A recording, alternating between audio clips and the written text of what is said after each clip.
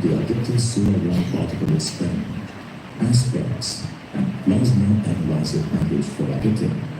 Papa, payloads, study the solar wind and energetic ions, as well as their energy distribution. The solar low energy X-ray spectrometer, SOLEXIS, and the high energy L1 orbiting X-ray spectrometer, Helios, study the X-ray ions whose sun over one energy range. The magnetometer payload is intended to measure the interplanetary magnetic field at the L1 point. The science payloads of Aditya L1 are indigenously developed by different laboratories in the country.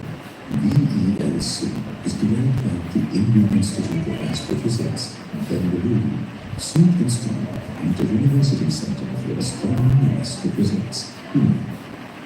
Aspects of student at Physical Research Laboratory, Ahmedabad, Papa payload at Space Physics Laboratory, Vikram Sarabhai Space Center, Thiruvananthapuram, SOLEXIS and Helios payloads at UR1 Satellite Center, Bengaluru, and the magnetometer payload at the Laboratory for Electro-Optic Systems, URSC. So this suite of instruments we call is a combination of remote sensing and in situ, because we are at around Lagrange 1 location, and as I pointed out already, that Earth has its own magnetic field, but because of these continuous particle which is coming from the sun, we also have a continuous outflow of material from the sun, we call it solar wind. That modifies the magnetic field behavior near the Earth. So here we see that, as I was mentioning, that we live in Earth essentially by a magnetic field within the pool, and we are protected from these, these particles and magnetic field which is coming from the sun by this process.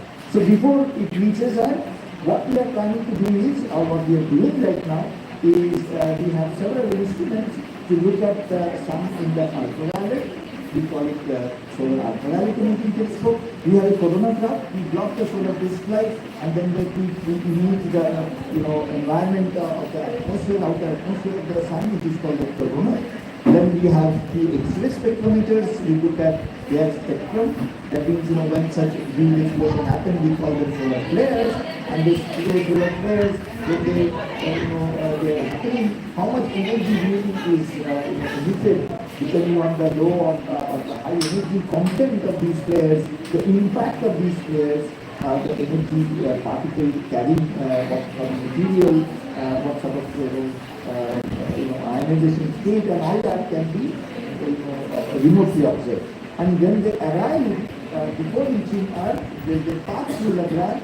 We have particle instruments, namely the Papa aspects, and then they can characterize the properties of these energetic particles, what sort of charges they have, what sort of mass they have, what sort of magnetic field they are carrying. That can be again tested or measured by this computer.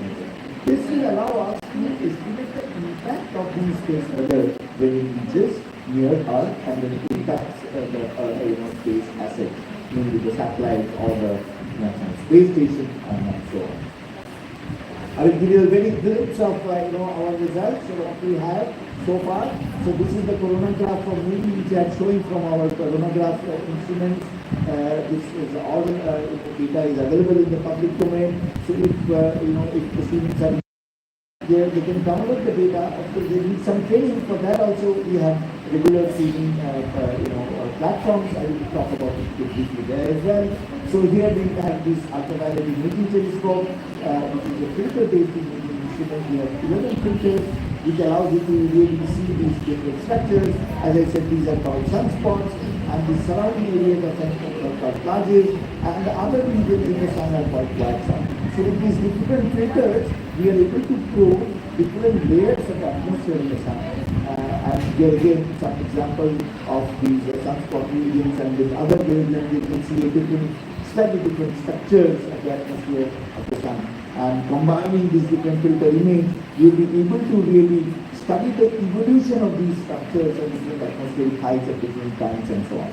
So here again, this movie will give you indication that how these different atmospheric layers, so they are actually connected with each other